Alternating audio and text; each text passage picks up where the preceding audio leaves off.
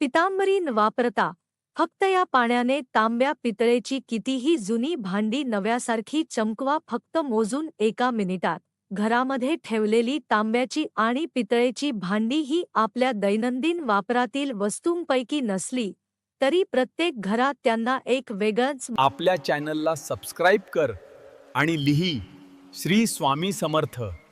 आज चांगली बातमी मिळेल. महत्त्व असतं. बहुतांश वेळा धार्मिक विधींमध्ये, सणांच्या पूजाविधीत, खास कुटुंबीय समारंभांमध्ये किंवा काही परंपरागत रीतींमध्ये यांचा वापर होतो. या भांड्यांचा दैनंदिन वापर होत नसल्याने ती घराच्या वरच्या कप्प्यात, माळ्यावर किंवा कपाटाच्या कोपऱ्यात जसजशी पडून राहतात तसतशी त्यांची चमक मंदावते. नवीन घेतल्यावेळी जी तेजस्वी झळाळी त्यांना असते ती हळूहळू हरवू लागते आणि काही दिवसांनी ती काळसर होत जातात. असं होतं कारण पितळ आणि तांबे या धातूंना वातावरणातील हवेशी संपर्क आला की त्यांच्यावर एक प्रकारचा रासायनिक थर तयार होतो. हा थर सुरुवातीला फक्त थोडासा गडद वाटतो, पण काळ जसजसा पुढे जातो तसतसे त्याचे डाग भांड्यांच्या पृष्ठभागावर अधिक पक्के बसतात. आपण प्रसंगानुसार ही भांडी खाली काढतो, वापरून पुन्हा नीट धुवून ठेवतो, परंतु वापराबाहेरच्या काळात त्या थराची प्रक्रिया थांबत नाही. नेहमीच्या पाण्याने धुतलं तरी ते काळपटपणा जात नाही. काही वेळा तर आपण कितीही खंगाळून घासलं तरीही ती भांडी नव्यासारखी चमकत नाही. भारतीय कुटुंबांमध्ये सणवार असो किंवा काही शुभ कार्य, तांब्याची पितळेची भांडी वापरण्याची परंपरा आजही कायम आहे. त्यामुळे अशा दिवसांच्या आधी ती साफसफाई करण्याचं काम घरातील एखाद्याला करावंच लागतं. परंतु अनेकदा हात दुखेपर्यंत घासलं, वेगवेगळी भांडी स्वच्छ करणारी पावडर वापरली, तर काही वेळा बाजारातील चमक देणारे द्रव्य वापरले तरीही भांड्यांवरची काळी थरलेली मळ हटत नाही. आणि खरी अडचण येते ती तेव्हा, जेव्हा सण अगदी जवळ येऊन ठेपतो आणि भांडी अजूनही जुनाट, मळकट दिसतात.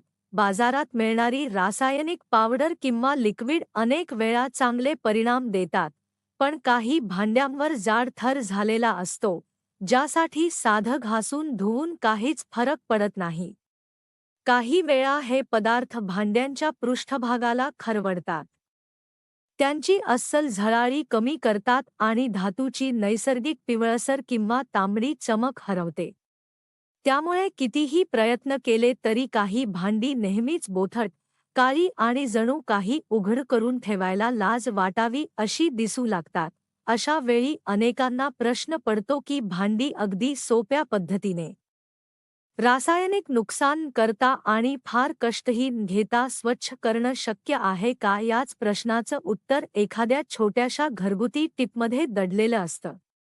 अनेकांना हे माहीत नसतं की आपल्या घरात नेहमी वापरात असणाऱ्या काही अगदी साध्या वस्तूंनी तांब्या पितळेची भांडी अविश्वसनीयरित्या चमकदार बनवता येतात.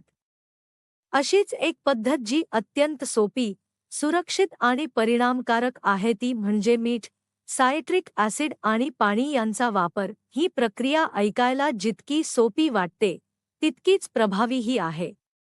तांब्याच्या किंवा पितळेच्या भांड्यांवरील थर मऊ करण्यासाठी मीठ अत्यंत उपयुक्त ठरते.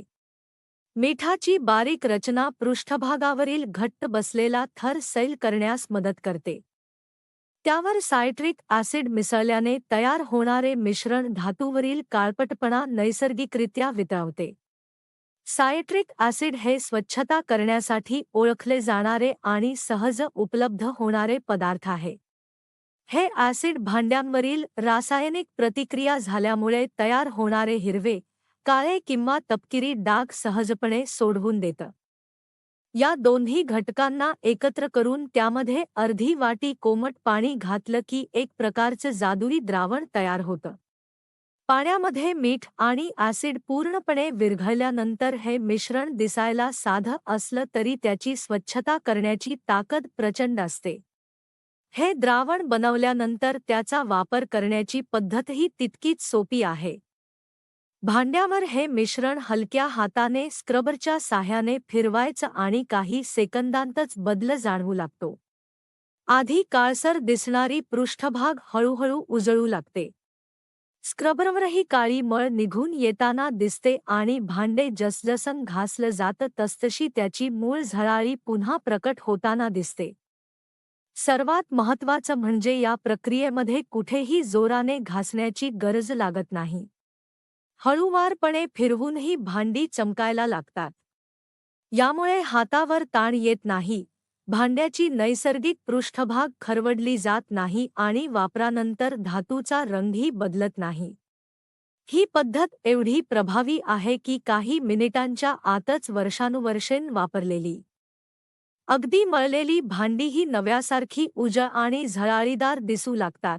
भांडे पूर्णपणे स्वच्छ झाल्यानंतर ते साध्या पाण्याने धुवायचं आणि कोरड्या कापडाने पुसून ठेवायचं. पाण्याने धुतल्यावर उरलेला ॲसिड किंवा मिठाचा अंश निघून जातो आणि भांडे पूर्ण सुरक्षित राहते. पुन्हा कोरडे पुसल्यावर भांड्याची चमक अधिक सुंदरपणे दिसून येते. काही वेळा तर आपण स्वतः आश्चर्यचकित होतो की इतकी वर्ष धुळीत पडलेलं हेच ते जुनं भांड की आता हातात दिसतंय. ते एखाद्या दुकानातून आणलेलं नवं भांड. तांब्या, पितळेची भांडी अशी घरगुती पद्धतीने स्वच्छ करणं केवळ सोपं नाही, तर खर्चिकही नाही. यासाठी केवळ काही क्षण देणं पुरेसं असतं. आणि सर्वात मोठं समाधान असतं ते म्हणजे भांडी कोणत्याही रसायनांच्या दुष्परिणामांपासून सुरक्षित राहतात. ही उपाययोजना वापरून कोणीही आपल्या भांड्यांना नवजीवन देऊ शकतो. काळे पडलेले डाग, थर किंवा स्थिरावलेली हिरवट मळ काहीही असो, त्या मिश्रणाच्या सहाय्याने ती सहज काढता येते आणि भांड्यांची जुनी झळाळी पुन्हा ताजी होते. घरातील सण, पूजा किंवा विधीसाठी जेव्हा ही चमकदार आणि स्वच्छ भांडी सजवून ठेवली जातात, तेव्हा त्यांचा तेजोमयपणा पाहून मनाला आनंदही होतो आणि प्रयत्नाचं मूल्यही जाणवतं. अशा प्रकारे घरगुती उपायांचा योग्य वापर केल्यास तांब्या, पितळेची भांडी नेहमीच चमकदार, स्वच्छ आणि आकर्षक ठेवणं अगदी सहज शक्य होतं.